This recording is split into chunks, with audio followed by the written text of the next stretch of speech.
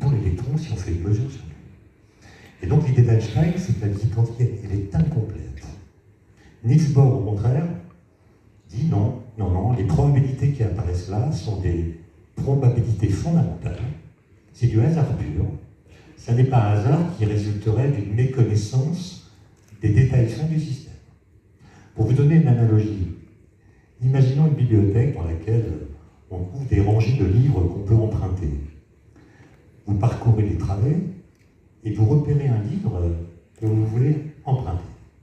Vous notez les références et vous allez voir à la sortie le bibliothécaire en lui disant « voilà, je veux emprunter ce livre ».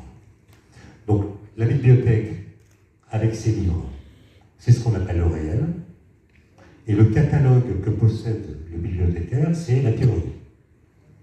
Le bibliothécaire regarde dans son catalogue et voit que la référence que vous lui avez donnée n'existe pas dans le catalogue.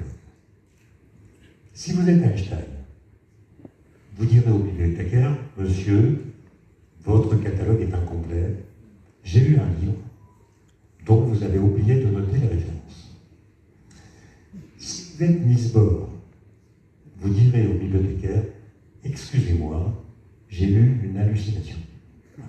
J'ai cru voir un livre correspondant à un élément de réalité.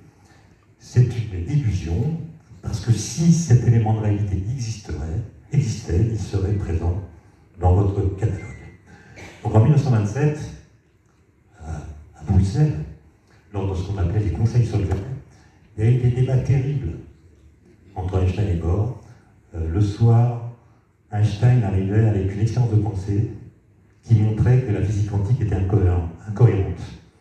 Il inventait des expériences de pensée dans lesquelles il mettait en jeu une seule particule. Et puis le lendemain matin, après une nuit blanche, Niels Bohr